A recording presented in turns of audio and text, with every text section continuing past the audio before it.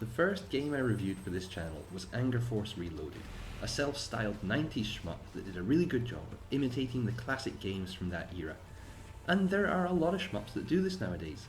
But not just shmups, there are a lot of games of all types, even movies, that very deliberately hark back to media from 20 plus years ago.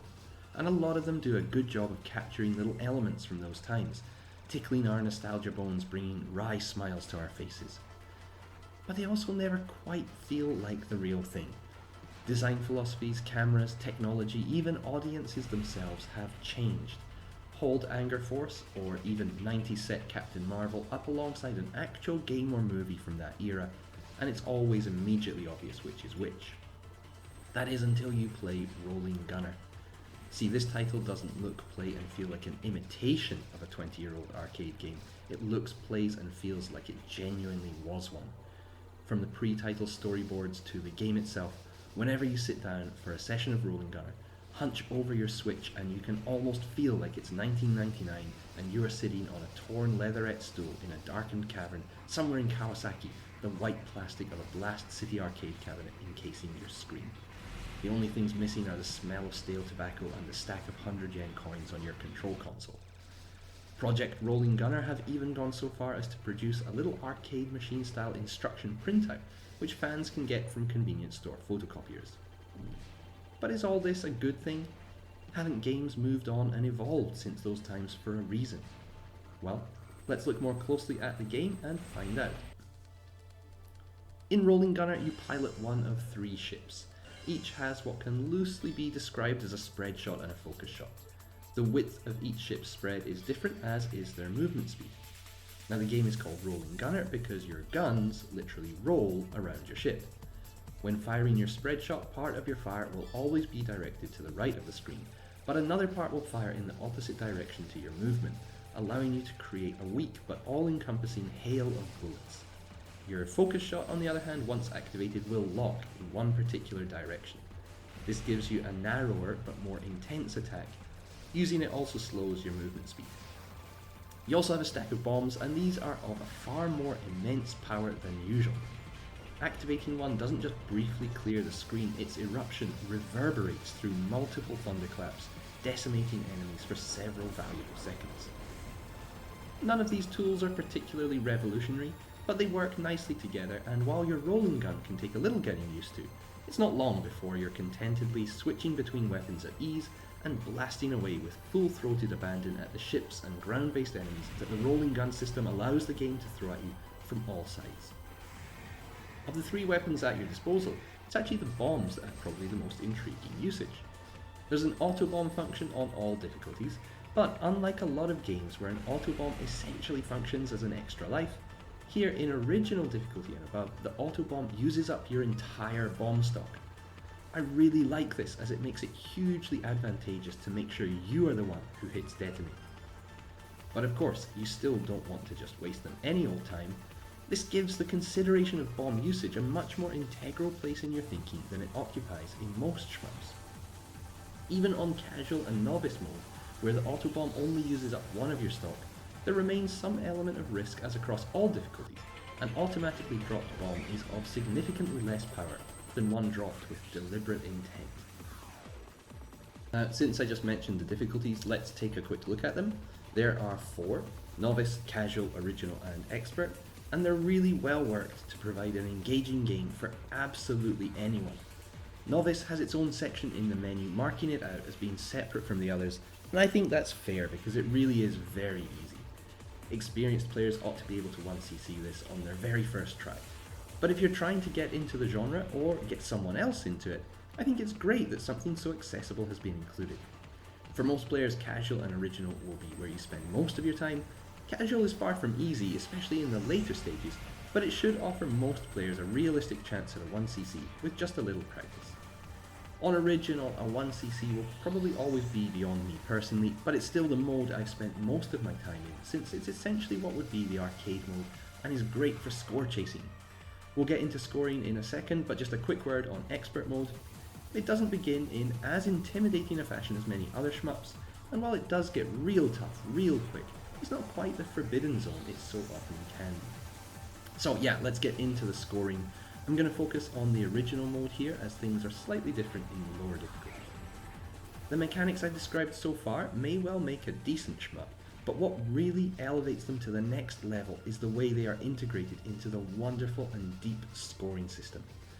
I'll be honest, I have played the first stage of Rolling Gunner at least 100 times. I know where every enemy is coming in from and exactly where to position myself for every big bullet wave, but even after all those hours, I'm still working out how to get max score. In other games I can usually work it out roughly, fairly quickly. Whether I can pull it off is a different story, but I know what to do. In Rolling Gunner, I'm still experimenting. That might make it sound like it's confusing, but it's not that. It's simply that there are so many variables to take into account, and so much relies on the player's own choices. The basic way to score is of course to shoot bad guys. In Rolling Gunner, they drop gold medals of various sizes that equal more points the bigger they are. How do you get bigger medals? Well, you can enter a break mode. And how, you may ask, do you enter break mode? Well, you collect medals.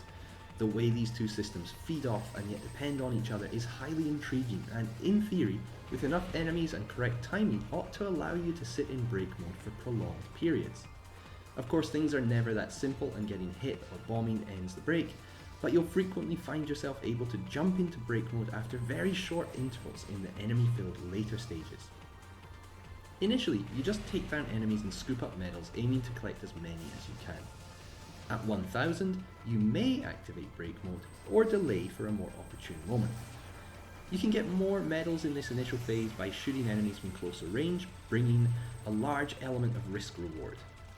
After you do have 1000 and you activate break, both your main weapons become more powerful, allowing you to collect even more medals. However, at a certain point your ship will flash red, indicating an opportunity to enter a double break. This is when you're able to collect the really big medals and rack up major pointage.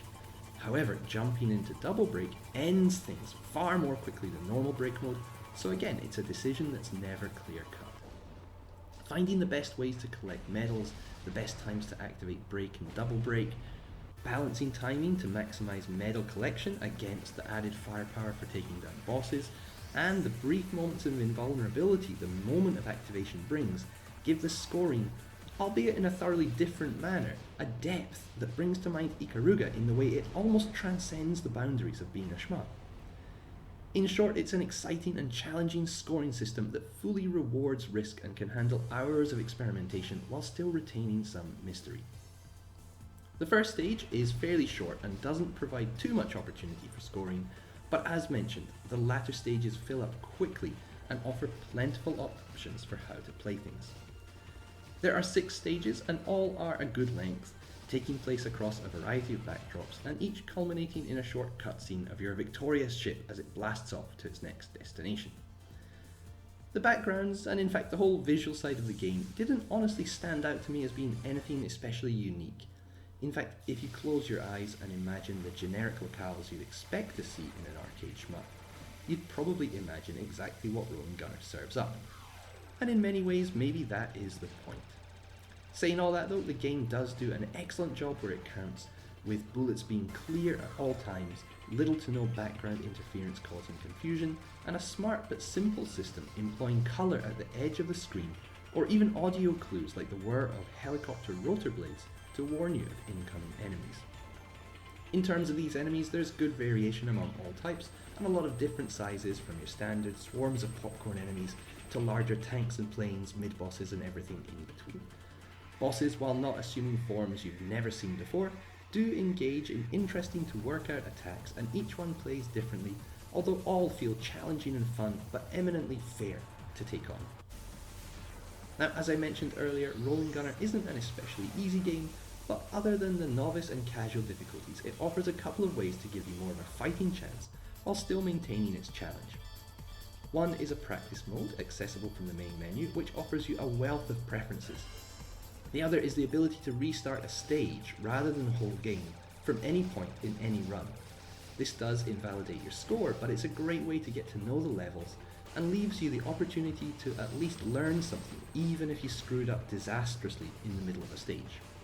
It also offers you infinite continues right from the start, and while this is fine for those who don't mind credit feeding to see the whole game, it also creates the game's biggest flaw. Something that is an especially unbelievable oversight given the game's wealth of options and attention to detail in almost every other area. See, scores achieved by credit feeding will be recorded on the rankings board, and since high scores can be racked up far more quickly in the later stages, these can easily end up superseding your genuine best scores achieved under arcade conditions. The game does a fantastic job otherwise here, separating scores by both difficulty and ship type. And even though the number of continues used is displayed, it's a real disappointment not to be able to at least set a 1 credit limit yourself for scores to be recorded. I've had this or other similar leaderboard related problems in other shmups, and it's something I just don't get.